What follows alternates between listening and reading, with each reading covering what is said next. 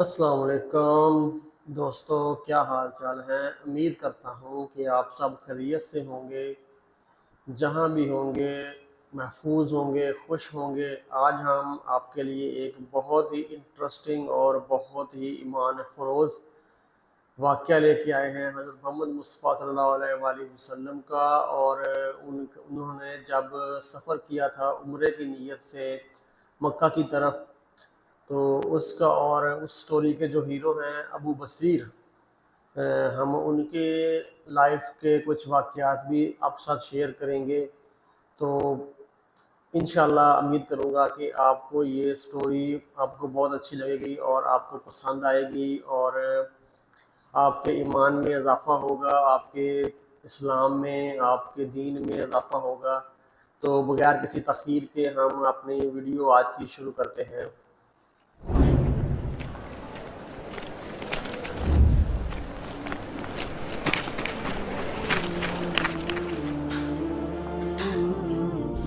بہرحال خندق کے موقع پر صحیح بخاری میں حدیث ہے، نبی علیہ السلام نے جب وہ ابو سفیان اپنا لشکر لے کے واپس چلا گیا، آپ نے یہ پہلے ہی پریڈکشن فرما دی تھی کہ اے مسلمانوں، اب مشرکین عرب تم پر حملہ نہیں کریں گے، ان کی اب طاقت ٹوٹ گئی ہے، اب تم ان کے اوپر چڑھائی کرو گے۔ اور وہی ہوا۔ پھر آپ علیہ السلام نے یہ 5 ہجری میں غزوہ خندق ہوئی، 6 ہجری میں آپ علیہ السلام نے صحابہ، آپ کو اللہ تعالیٰ نے ایک خواب دکھایا، اس خواب کا ذکر بھی قرآن کے اندر موجود ہے اسی صورت میں۔ آپ نے خواب میں دیکھا کہ آپ عمرے کے لیے تشریف لے گئے ہیں اور آپ کے اصحاب بھی ساتھ ہیں، اور کوئی حلق کروا رہے ہیں، کوئی قصر کروا رہے ہیں، اور نبیوں کا خواب تو وہی الہی ہوتا ہے۔ جیسا کہ سورہ الصافات میں آیا کہ ابراہیم علیہ السلام نے خواب دیکھا کہ میں اپنے بیٹے کو ذبح کر رہا ہوں، تو انہوں نے اپنے بیٹے سے ڈسکس کیا، تو وہی الہی ہے، یہ نبی کا خواب جو ہے۔ بخاری مسلم کی حدیث ہے، نبوت کا 46واں حصہ ہے۔ تو آپ نے اپنے صحاب سے کہا کہ یہ مجھے اللہ نے حکم دے دیا اصل میں، اور حکم یہ ہے کہ عمرہ کرنا ہے۔ اچھا، یہ عمرہ ایک یونیک عمرہ تھا جس میں قربانی کا جانور بھی ساتھ لے کے جایا گیا۔ ویسے قربانی کا جانور تو آپ حج قران کے اندر ساتھ لے کے جاتے ہیں، عمرے کے لیے بھی قربانی کا جانور لے کے جایا جا سکتا ہے۔ تو اسلحہ بھی ساتھ لیا، لیکن وہ بند اسلحہ تھا، یہ بھی ڈر تھا نا کہ کوئی حملہ نہ کر دے۔ تو بخاری مسلم میں آتا ہے کہ 1400 اصحاب، اور ایک روایت میں آتا ہے 1500، یعنی 1500 کے قریب اصحاب تھے جو آپ صلی اللہ علیہ وآلہ وسلم کے ساتھ عمرے کے لیے تیار ہو گئے جانے کے لیے۔ اب وہاں پہ مشرکین عرب کو یہ اطلاع پہنچ گئی، اب ادھر تو کھلبلی مچ گئی، انہوں نے کہا لو جی ہم پہ حملہ کرنا ہے، آ رہے ہیں، اور یہ عمرے کے بہانے آ رہے ہیں۔ تو انہوں نے خالد ابن ولید کو اور ایک اور شخص کو جو ابھی تک مسلمان نہیں ہوئے تھے بھیجا جاسوسی کرنے کے لیے۔ انہوں نے آ کے جب دیکھا کہ بھئی یہ تو مطلب اس ارادے سے نہیں آئے ہیں، اور کوشش بھی کی کچھ لوگوں کو چھیڑخانی کرنے کی کہ یہ ہمارے ساتھ لڑائی کرتے ہیں کہ نہیں۔ نبی علیہ السلام نے حکم فرمایا تھا کہ اگر وہ چھیڑخانی کرے بھی جواب نہیں دینا۔ ان کو خیر یقین ہو گیا، انہوں نے جا کے واپس رپورٹ کی کہ یہ تو اس لیے نہیں آ رہے ہیں۔ لیکن ابو سفیان اور باقی لوگوں نے کہا کہ نہیں یہ تو اس طرح تو ہم قریش مکے کے سردار ہیں، یہ کس طرح اس طرح آ سکتے ہیں، ہماری ناک کٹ جائے گی، ان کو روکو، نہیں آنے دینا۔ اب بیچ میں کچھ ایسے لوگ بھی شامل ہوئے جنہوں نے سمجھایا کہ بھئی تمہاری پوری دنیا کے اندر بے عزتی ہوگی، حرم تو سب کے لیے ہے، اور تم یہ حرم کی بنیاد کے اوپر ہی ساری یہ روٹی روزی تمہاری چل رہی ہے، باہر کے لوگ آتے ہیں، اور حرم جو ہے یہ ایک انٹرنیشنل سٹی ہے، سب لوگ ادھر آ سکتے ہیں حج عمرے کے لیے، تم کیسے اس کو روک سکتے ہو، تو بدنامی ہوگی۔ بہرحال خیر یہ سارے معاملات چلنا شروع ہوئے۔ یہ پوری ڈیٹیل آپ کو غزوہ جو صلح حدیبیہ کا چیپٹر ہے بخاری میں اور مسلم میں، یہ پوری ڈیٹیل آپ کو اس میں مل جائے گی۔ الٹیمیٹلی انہوں نے عروہ ابن مسعود کو، جو عبداللہ ابن مسعود کے بھائی تھے، وہ کافر تھے، ان کو جو ہے نا بھیجا نبی علیہ السلام کے پاس ڈسکشن کے لیے کہ آپ واپس چلے جائیں۔ اس نے آ کے نبی علیہ السلام کو بڑا ڈرایا اور دھمکایا، جا کے خیمے کے اندر کہ یہ تمہارے ساتھی جو ہیں تمہیں چھوڑ کے چلے جائیں گے، اور تم اس طرح نہ کرو، ہو سکتا ہے تمہیں مار دیں قریش مکہ، اور یہ وہ۔ اب اس ظالم کو کیا پتا تھا کہ یہ تو اللہ کے پیغمبر ہیں، ٹھیک ہو گیا۔ اب اسی دوران صحیح بخاری کے الفاظ ہیں کہ جب یہ گفتگو کر رہا تھا تو حضرت ابو بکر صدیق رضی اللہ تعالیٰ عنہ پاس ہی بیٹھے ہوئے تھے۔ آپ کو بڑا سخت غصہ آیا، ایک شخص حضور کے منہ پہ آ کے یہ دھمکی دے رہا ہے کہ تجھے تیرے ساتھی چھوڑ جائیں گے جو تیرے لیے اتنی قربانیاں کر رہے ہیں، تو نے اپنی جان بچانی ہے تو واپس چلا جا۔ اب اتنی گستاخانہ جملہ کون شخص سن سکتا ہے؟ تو حضرت ابو بکر رضی اللہ تعالیٰ عنہ کو بڑا غصہ آیا، اور آپ نے اس کو وہاں پہ بڑے سخت الفاظ کہے، اور جس کو آج کل ہمارے علماء نے دلیل بنایا ہوا ہے گستاخانہ رسول کو گالیاں نکالنے کی، حالانکہ وہ اس طرح ہے ہی نہیں تھا۔ وہ تو انہوں نے وہ بات کی جو کرا کرتے تھے. تو چونکہ وہ اپنے بت لات اور منات کی شرمگاہوں کو چاٹتے تھے, یہ ان کی ایک عبادت کا تصور تھا. جس طرح ہمارے بھی پنجاب کے اندر ایک ایسا دربار ہے جہاں پہ یعنی لکڑی کے بنا کے شرمگاہیں لٹکائی ہوئی ہیں اور لوگ وہاں پہ مطلب جاتے ہیں, چڑھاوے بھی چڑھاتے ہیں. تو حضرت ابوبکر کو اتنا غصہ آیا کہ تم نبی علیہ السلام سے اس طریقے سے گفتگو کر رہے ہو, تو انہوں نے کہا جاؤ تم لات اور منات کی شرمگاہیں چاٹو, جو تمہارا کام ہے. یہ آپ نے گالی نہیں دی تھی, جو وہ کرتے تھے وہی کہا تھا.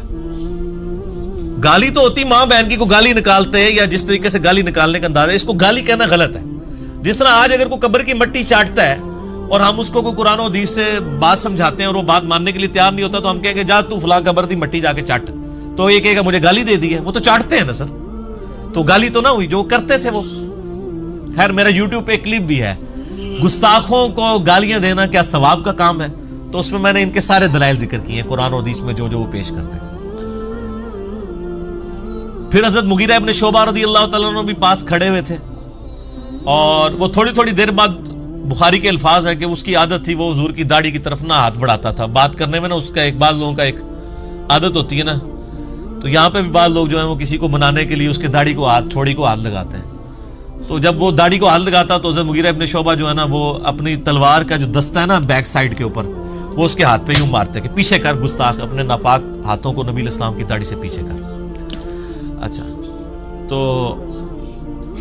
اسی میں آتا ہے کہ جب حضرت ابوبکر نے اسے کہا تو اس نے کہا ابوبکر میں تجھے جواب دے سکتا ہوں اس بات کا, لیکن تیرا میرے اوپر احسان ہے, میں اپنی زبان بند کرتا ہوں. لیکن حضرت مغیرہ ابن شعبہ کے بارے میں جب بات ہوئی تو اس نے پھر کہا کہ بھی اس کو پھر انہوں نے یعنی اس نے جواب دیا اور ان کی کوئی پرانی غلطی ذکر کر دی کہ انہوں نے وہ کہیں پہ چوری کی تھی, کوئی ڈاکہ مارا تھا اور مال لوٹ کے لے آئے تھے. اس کے بعد وہ مسلمان ہو گئے تھے.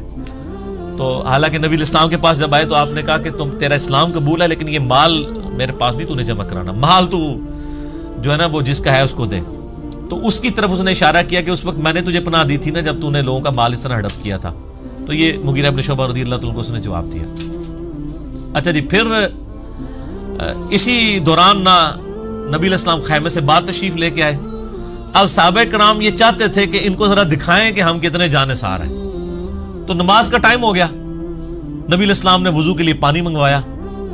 اب وہ جو تھا نا عروہ ابن مسعود, وہ وہیں پہ موجود تھا, جو کافروں کی طرف سے ایلچی بن کے آیا ہوا تھا. یہ بخاری میں پوری حدیث ہے ڈیٹیل کے ساتھ, کتاب الشروط چیپٹر کے اندر. اب نبی علیہ السلام وضو کر رہے ہیں تو صحابہ کرام نیچے ہاتھ لے کے کھڑے ہو گئے, آپ کے وضو کا پانی نہیں نیچے گرنے دے رہے. حتیٰ کہ آپ علیہ السلام نے تھوک پھینکی تو ایک صحابی نے وہ بھی اپنے ہاتھوں پہ لے کے اپنے جسم پہ ملی, اور کسی کو نہیں جب پانی وہ ملتا تھا, ظاہر آپ کتنے لوگ سائڈ پہ, اب 1400 صحابہ ہیں, تو جس کا ہاتھ گیلا ہو جاتا تھا حضور کے وہ پانی گرنے کی وجہ سے, وہ اس سے اپنا ہاتھ مل کے اپنے جسم پہ مل لیتا تھا. اب یہ وہ منظر جو ہے نا عروہ ابن مسعود جو ہے نا وہ ڈائریکٹ تو نہیں دیکھ رہا تھا, وہ شرمندگی اس کو محسوس ہو رہی تھی, کیونکہ ابھی تو وہ حضور کو کہہ کے آیا تھا کہ یہ تو تجھے چھوڑ کے چلے جائیں گے. تو وہ حدیث کے الفاظ ہیں, وہ بعد میں مسلمان ہو گئے, پھر انہوں نے خود ہی روایت کی حدیث عروہ ابن مسعود نے. حتیٰ کہ بخاری مسلم میں حدیث ہے کہ حضرت عیسیٰ ابن مریم کو کسی نے دیکھنا ہے تو عروہ ابن مسعود کو دیکھ لیں, ان کی عام شکل ہے, میں نے ان کو شب معراج دیکھا ہے, گھنگھرے والے بالوں والے. تو یعنی وہ بڑے خوبصورت تھے, اسلام لانے سے پہلے بھی خوبصورت تھے. خوبصورتی کا تعلق جو ہے وہ عشق رسول سے یا اسلام لانے یا نہ لانے سے نہیں ہوتا, وہ اللہ تعالیٰ نے کسی کو خوبصورت بنا دیا. تو وہ ابو لہب اتنا خوبصورت تھا, خوبصورتی کوئی کرائٹیریا نہیں کسی کے نیک ہونے, جنتی ہونے یا دوستی ہونے کا. بعد میں کوئی یہ تو نہیں اسلام لانے کے بعد ان کی شکل حضرت عیسیٰ والی بن گئی تھی, پہلے کی تھی. تو وہ اللہ کے علم میں تو تھا کہ انہوں نے اسلام قبول کرنا ہے, تو وہ نا اب ڈائریکٹ تو نہیں دیکھتا تھا, تو وہ یوں کر کے کنکھیوں سے دیکھتا تھا کہ یہ کیا کر رہے ہیں. ڈائریکٹ دیکھنے میں وہ اپنی ایک تذلیل محسوس کر رہا تھا. خیر یہ منظر اب دیکھا نا اس نے, تو جناب وہ واپس گیا. اس نے کہا ابو سفیان کو کہ بھائی جی چپ کر کے بوری بستر چکو تو واپس جاؤ, کیونکہ اس میں الفاظ ہیں بخاری کے, اس نے کہا کہ میں بڑے بڑے بادشاہوں کے دربار میں گیا ہوں, میں کیسر و کسرا رومن امپائر کے ہیڈ اور پرشین امپائر کے ہیڈ کے درباروں میں بھی گیا ہوں, میں نجاشی کے دربار میں بھی گیا ہوں. میں نے کسی بھی بادشاہ کی رعایا کو یہ تعظیم کرتے ہوئے نہیں دیکھا اپنے سردار کی, جو محمد صلی اللہ علیہ وآلہ وسلم کے اصحاب کرتے ہیں. پھر اس نے آگے بیان کیا, اس نے کہا اللہ کی قسم جب وہ وضو کرتے ہیں وہ ان کا پانی نہیں نیچے گرنے دیتے, ان کا تھوک مبارک نہیں نیچے گرنے دیتے, اور اللہ کی قسم میں نے دیکھا کہ جب نبی علیہ السلام گفتگو کرتے ہیں تو وہ اس طریقے سے خاموش ہو جاتے ہیں گویا کہ ان کے سروں پر پرندے بیٹھے ہوئے ہیں، اور آپ کی بس زبان مبارک سے بات نکلنے کی دیر ہوتی ہے تو جھپٹ پڑتے ہیں وہ، اور وضو کا پانی لینے کے لیے وہ اس طرح کی دو کرتے ہیں گویا آپس میں لڑ پڑیں گے۔ تو انہوں نے کہا یہ اس بندے کو آپ لائٹ نہ لیں تو چپ کر کے ان کے ساتھ معاہدہ کر لیں۔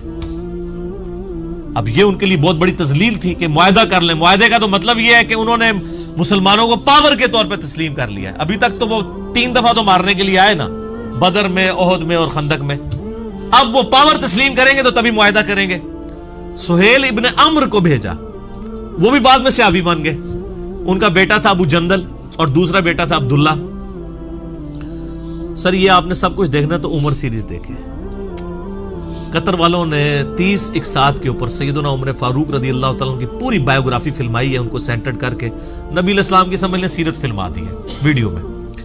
اس میں یہ ساری کی ساری انہوں نے مناظر جو ہے نا جو کریٹیکل ہیں وہ سارے فلمائے ہوئے ہیں۔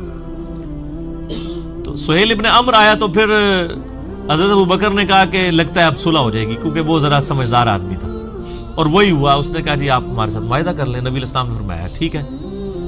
تو کاغذ قلم یعنی اس وقت جو چمڑا تھا اور قلم منگوائی گئی، بخاری شریف میں الفاظ موجود ہیں۔ نبی علیہ السلام نے یعنی اس میں لکھی ہوئی تھی بسم اللہ الرحمن الرحیم، تو اس نے پہلا اعتراض ہی بسم اللہ کے اوپر کر دیا، کیونکہ مشرکین عرب اللہ تعالیٰ کے لیے رحمان اور رحیم کے لفظ کو نہیں مانتے تھے۔ اسی لیے وہ سورۃ الکہف میں آتا ہے نا، سورہ بنی اسرائیل میں، کہ اللہ کو اللہ کہہ کے پکارو یا رحمان کہہ کے، یہ سب اچھے نام اللہ ہی کے ہیں۔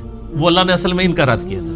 اس نے کہا جی یہ بسم اللہ کو نہیں، ہم آپ بِاسْمِکَ اللہم لکھیں۔ نبی علیہ السلام نے فرمایا ٹھیک ہے جی، کاٹ کے بِاسْمِکَ اللہم لکھ دیتے ہیں۔ اللہ گالتے ہوئی سی۔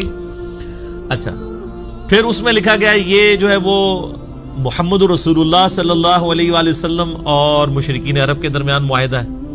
اس نے کہا جی ہم تو آپ کو اللہ کا رسول مانتے ہی نہیں ہیں، اگر رسول مانتے ہوتے تو آپ کے ساتھ لڑائی کرتے ہم، تو آپ اس کو محمد ابن عبداللہ کرتے۔ سیدنا علی چونکہ آپ کے کاتب تھے تو نبی علیہ السلام نے سید علی سے کہا کہ یہ تم نہ کاٹ کے نا تو محمد ابن عبداللہ کرتے۔ تو سیدنا علی نے قلم پھینک دی، کہا یا رسول اللہ میں تو آپ کا نام نہیں کاٹ سکتا۔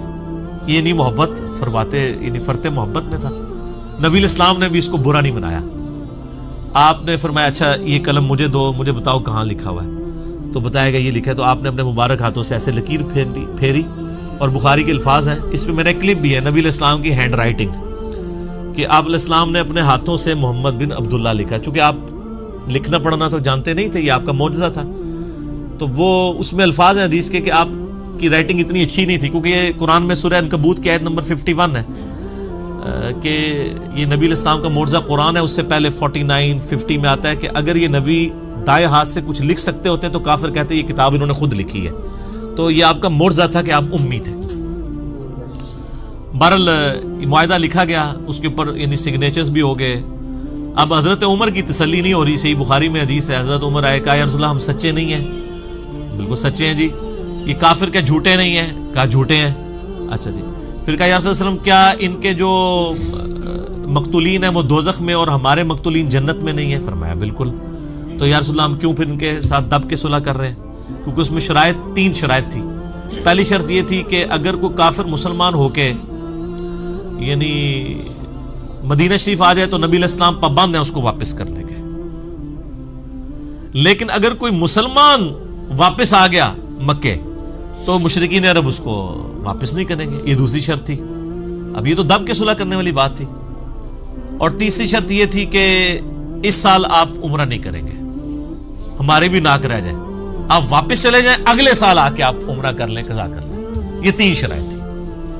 اب تینوں شرائط بظاہر ان کی فیور کے اندر تھی، بالکل ون سائیڈڈ تھی نا، لیکن اللہ تعالیٰ جب حضرت عمر فاروق نے اعتراض کیا تو حضرت عمر نے نبی علیہ السلام فرمایا کہ مجھے اللہ نے حکم دیا۔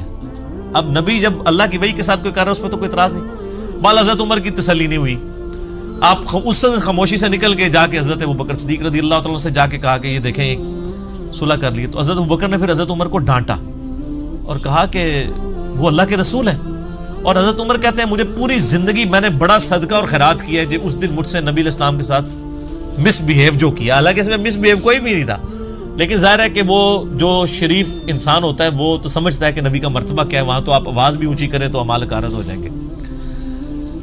بہرحال یہ 3 شرائط طے پا گئی۔ اب یہ بالکل ون سائیڈڈ شرائط تھی، نبی علیہ السلام نے قبول کر لیا۔ اب بخاری کے الفاظ ہیں، آپ علیہ السلام خیمے سے باہر نکلے اور آپ نے معاہدہ کہا کہ یہ ہو گیا ہے، تو اب اس طرح کرو کہ سب لوگ جو ہے نا یہیں پہ قربانیاں اپنی قربان کر دو۔ ویسے تو قربانی قربان کرنے کے بعد حلق کروانا ہوتا ہے، قربانی ادھر ہی کرو، حرم تک جانے کی ضرورت نہیں، یہیں کر کے اپنا حلق کروا دو، یعنی بال منڈوا دو، اور ساتھ ہی جو ہے وہ احرام بھی کھول دو۔ تو کوئی صحابی بھی نہیں اٹھا اس کے لیے۔ دوسری دفعہ کا، تیسری دفعہ کا، یہ پہلا اور آخری موقع تھا کہ نبی علیہ السلام نے 3 دفعہ صحابہ کو حکم دیا اور کوئی بھی ماننے کے لیے تیار نہیں ہوا، یعنی وہ سارے ہی ناراض تھے اس صلح کے اوپر۔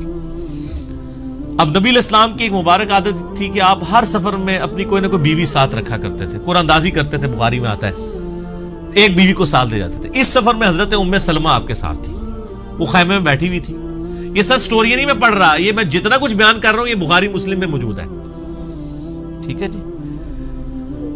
تو ام سلمہ کے پاس آئے اور کہا کہ یہ تو میری بات ہی نہیں کسی نے مانی، میں نے 3 دفعہ اناؤنسمنٹ کی ہے۔ تو ام سلمہ نے پھر بڑا زبردست مشورہ دیا، انہوں نے کہا کہ آپ ان کو چھوڑ دیں، آپ سب سے پہلے اپنی قربانی خود قربان کریں، اپنا حلق کروائیں اور احرام کھول دیں۔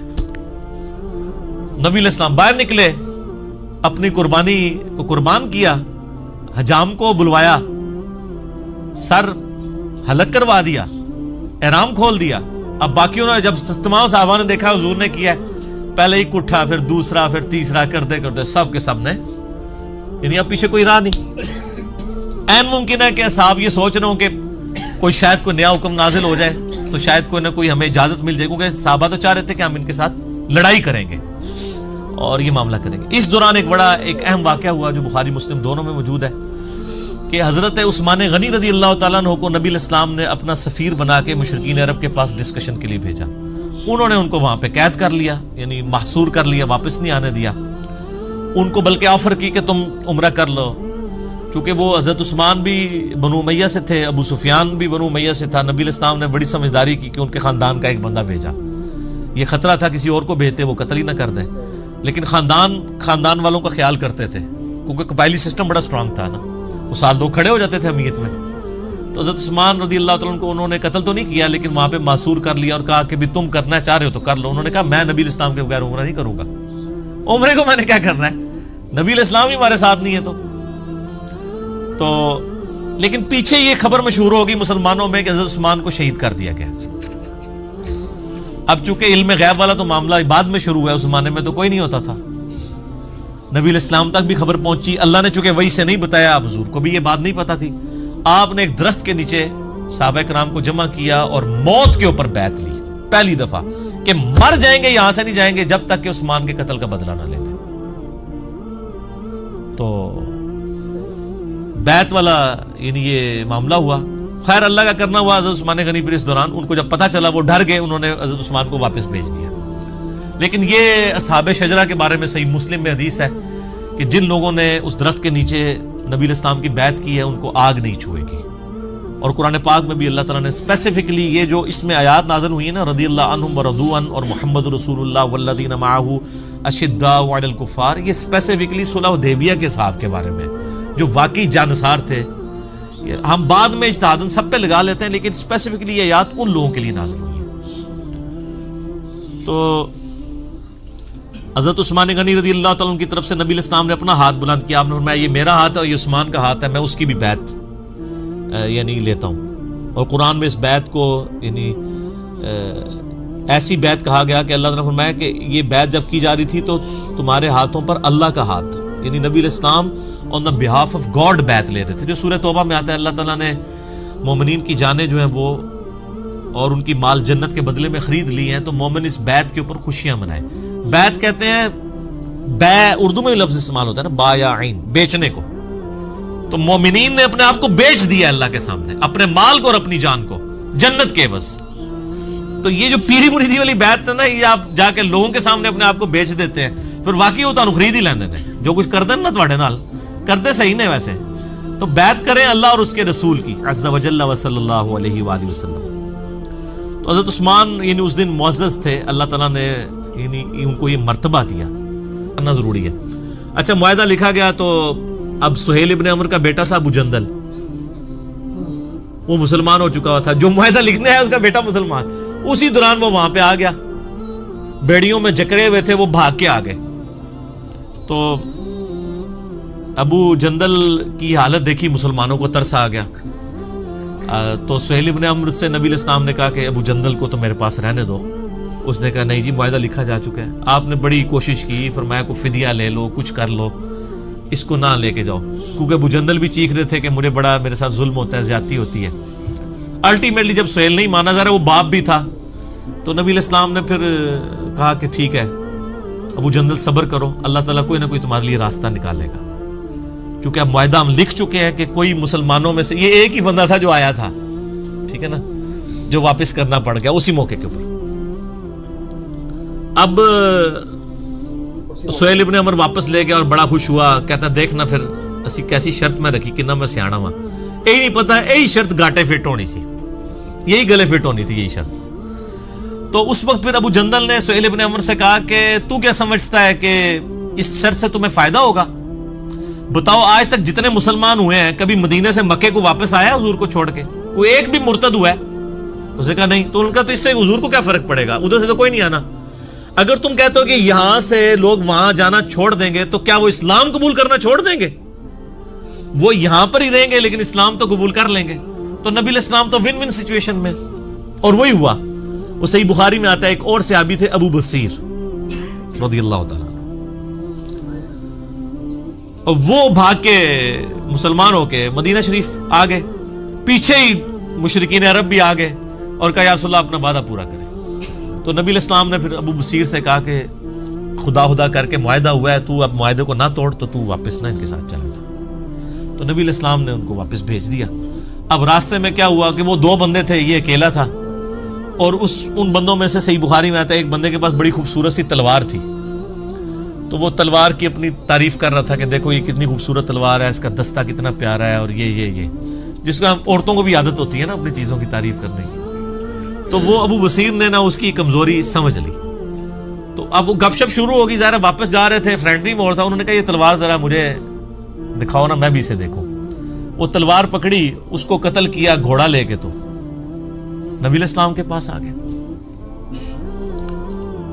نبی علیہ السلام نے فرمایا کہ میں تو اپنے وعدے کا پابند ہوں, تو تم ادھر سے چلے جاؤ. اس نے کہا یا رسول اللہ آپ جس چیز کے پابند تھے وہ آپ نے کر دیا, ٹھیک ہے میں مدینے میں نہیں رہتا, لیکن میں اب اس چیز کا بھی پابند کوئی نہیں کہ میں مکے میں واپس جاؤں, کیونکہ آپ نے تو مجھے واپس کر دیا تھا, یہ تو میں آیا ہوں نا واپس, تو مجھے آپ اجازت دیں. آپ فرمایا تم بس مدینے میں نہیں, جدھر مرضی جا کے رہو, اللہ تعالیٰ کوئی نہ کوئی راہ تمہارے لیے نکال دے گا. تو وہ سمندر کے کنارے ایک بستی تھی جہاں سے مشرکین عرب کے قافلے جایا کرتے تھے تجارت کے لیے شام, وہاں انہوں نے پڑاؤ ڈال لیا اکیلے بندے نے, اور منزل انہوں نے عمر سیریز میں فرمایا ہے. اچھا اب وہاں سے جتنے بھی مسلمان ہو کے آتے تھے نا, ان کو پتا چل گیا, تو وہ بجائے مدینہ شریف جانے کے وہاں پڑاؤ ڈال لیتے تھے. ادھر کافی سارے مسلمان کٹھے ہو گئے. انہوں نے کہا اب ہم کافی زیادہ ہو گئے ہیں, تو ایسی دی تیسی قریش مکہ کی, انہوں نے ہمارا مال لوٹا ہے نا, اب ان کا کوئی قافلہ سلامت نہیں یہاں سے جایا کرے گا. تو انہوں نے کیا کیا, وہ قافلہ ان کا تجارت کا جب گزر رہا تھا, انہوں نے پکڑ کے لوٹ لیا سارا مال ان کا, اور ان کو واپس بھیج دیا, اور کہا جی ادھر جا کے خبر دے دو کہ آندھا کے بعد بھوکے مرو گے تم, اب تمہارا کوئی قافلہ ادھر محفوظ نہیں ہے. وہاں پھر انہوں نے میٹنگ کی آپس میں کہ یار کیا کریں, یا تو ہم کوئی لشکر کشی کریں ان کے اوپر, لیکن لشکر کشی کیسے کریں, وہ تو خانہ بدوش تھے, کبھی کہیں پڑاؤ ڈالتے تھے, کبھی کہیں پڑاؤ ڈالتے تھے.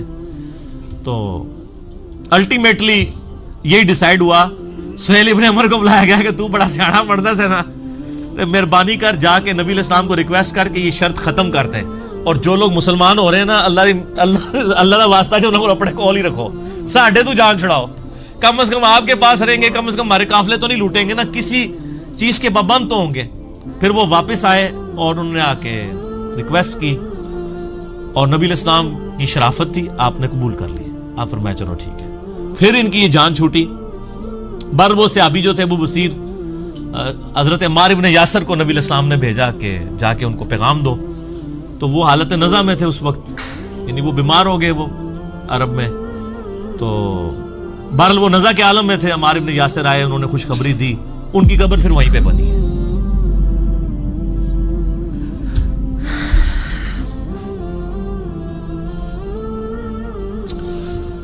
ان لوگوں کے نام بھی آج لوگوں کو نہیں پتا کہ جن لوگوں نے اسلام کے لیے شروع میں کیا قربانیاں کی ہیں. ابو بصیر رضی اللہ تعالیٰ عنہ.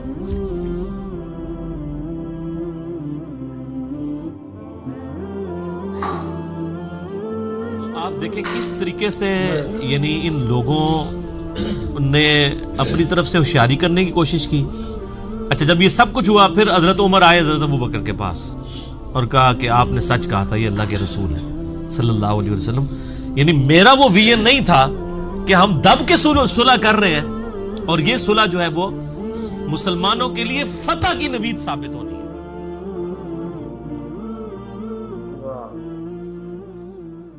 تو آپ نے ملاحظہ فرمایا. امید کرتا ہوں کہ آپ کو پہلے کی طرح یہ بھی ہماری ویڈیو اچھی لگی ہوگی, پسند آئی ہوگی. اگر پسند آئی ہے تو کائنڈلی چینل کو سبسکرائب کر دیں اور ویڈیو کو آگے شیئر کر دیں تاکہ کوئی اور بھی مسلمان اس سے فائدہ اٹھائے. اور اللہ پاک ہم سب کا حامی و ناصر ہو. انشاءاللہ ملیں گے نیکسٹ ویڈیو کے ساتھ. تب تک کے لیے اللہ حافظ.